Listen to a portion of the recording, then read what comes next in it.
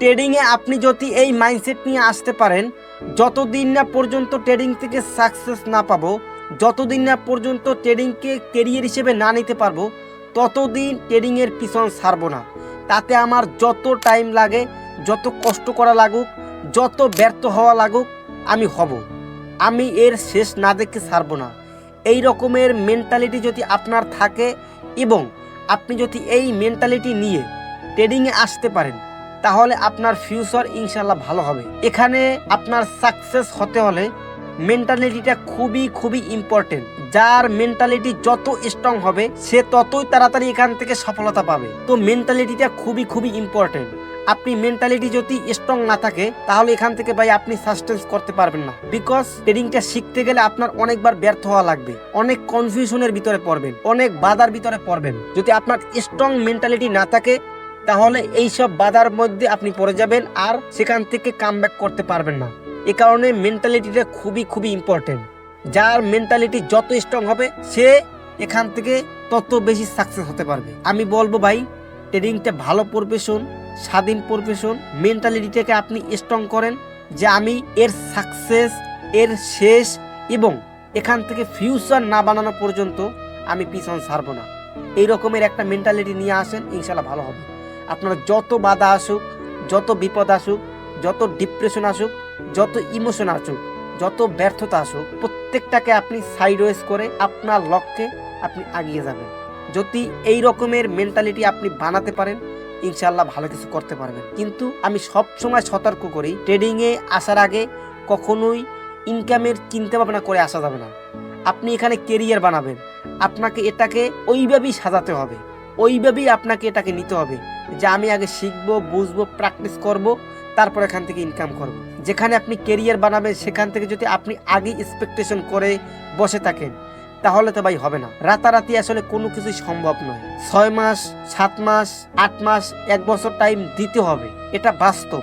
আপনি যদি দিতে পারেন তাহলে ভালো কিছু করতে পারবেন। আমি সবসময় বলি, ট্রেডিংয়ে আপনি একবার কষ্ট করবেন, সেটার বেনিফিট আপনি সারাটা জীবন পাবেন। অনন্য প্রফেশনে আপনার ইনকাম করতে হলে সবসময় আপনাকে সেখানে কাজ করতে হবে। কাজ ছাড়া, ডিউটি ছাড়া আপনি ওখান থেকে ইনকাম করতে পারবেন না। কিন্তু ট্রেডিংয়ে আপনি একবার কষ্ট করবেন, একবার সময় দিবেন, একবার স্কিল ডেভেলপ করবেন, সেই স্কিল ফলো করে সেই স্কিলের মাধ্যমে আপনি এখান থেকে সবসময় প্রফিট বের করতে পারবেন।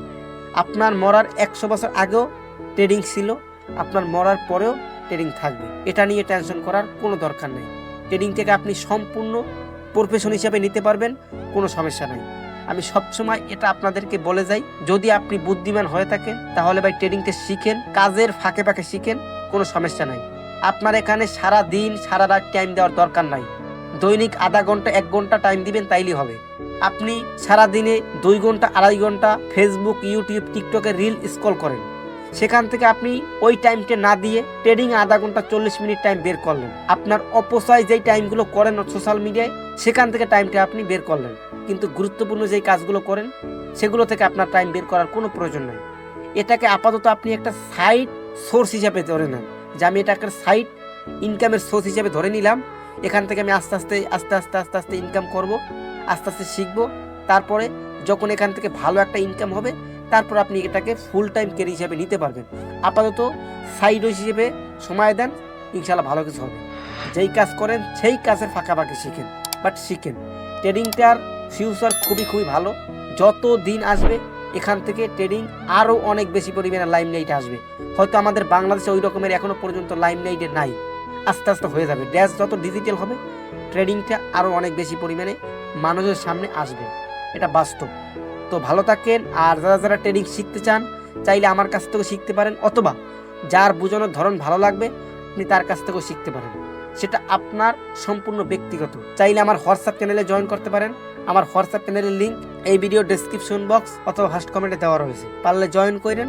দেখা হবে পরবর্তী একটি নতুন কোনো ভিডিওতে। ভালো থাকেন, আল্লাহ হাফেজ, টেক কেয়ার, বাই বাই, আসসালামু আলাইকুম ওয়া রাহমাতুল্লাহ।